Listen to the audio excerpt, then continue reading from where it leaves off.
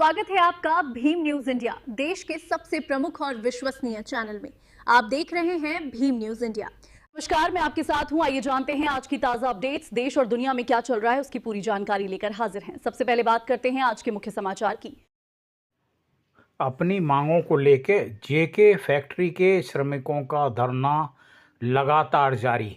आज Kota collectorate gate पर rally निकालकर अपनी मांगों के समर्थन में किया विशेष प्रदर्शन। आप देख रहे हैं भीम न्यूज इंडिया। मैं हूं आपका दोस्त विनय कुमार सिंगल।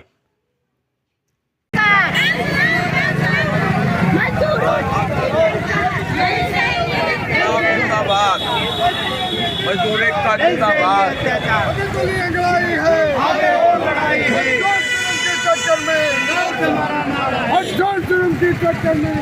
हमारा नारा है नहीं चलेगी, नहीं चलेगी, नहीं चलेगी। हाँ सर, बताइए।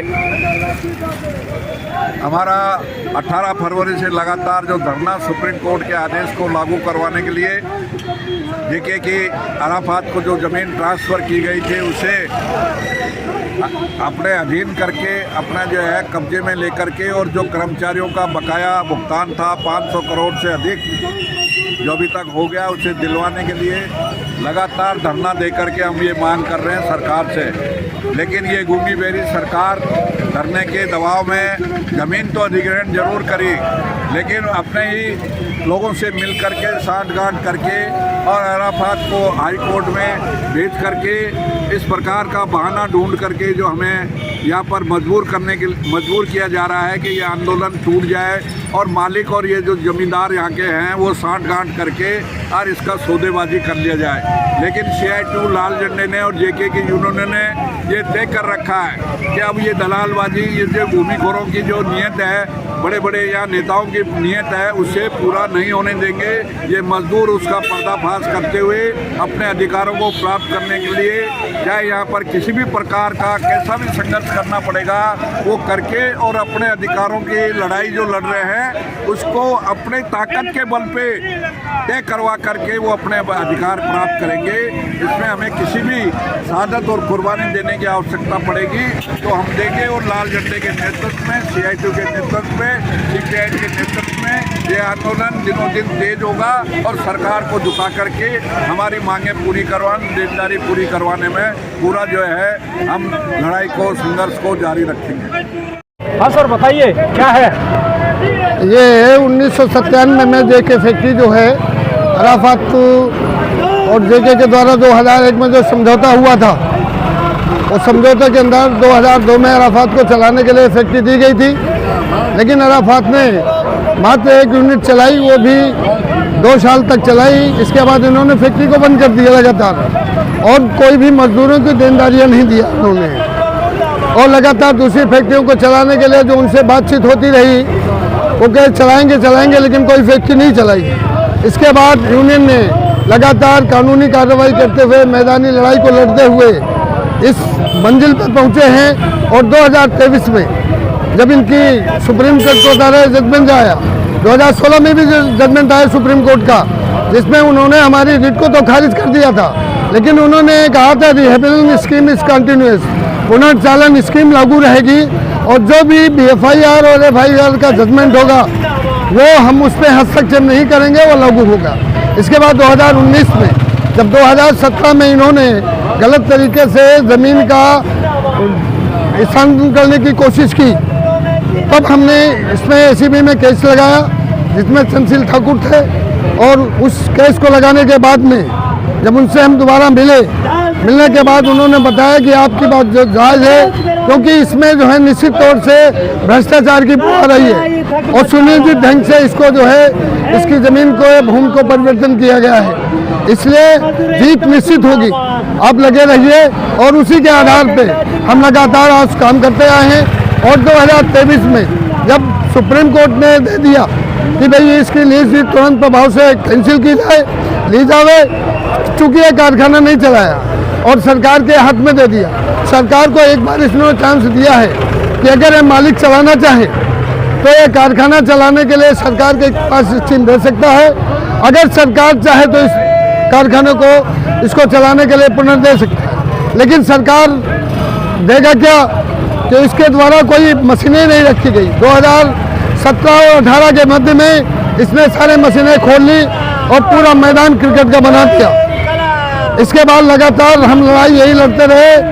18 फरवरी से लगातार हम धरना दे रहे हैं, अब 340 दिन हो गए और धरने देने के मांग को 24 जून 2025 को इन्होंने ज़मीन को अपने कब्जे में ले लिया। लेकिन जो मजदूरों की देनदारियां थी, उस मजदूरों की देनदारियों के बारे में अभी तक इन्होंने कुछ भी नहीं खाया और हम लगातार इनसे निवेदन कर रहे हैं और प्रोटेस्ट कर रहे हैं। अगर नहीं माने तो निश्चित तौर से इस आंदोलन को और तीव्र करूँगा, जिसकी समस्त जिम्मेदारी यहाँ प्रशासक जिला कलेक्टर की होगी। अपना नाम बताइए। मेरा नाम Kedar Dutt Joshi, JK step line टोच, और मैं सेक्रेटरी हूँ वहाँ का। वैसे तो विस्तार पूर्वक हमारे महामंत्री ने पूरा ब्यौरा आपके सामने बता दिया।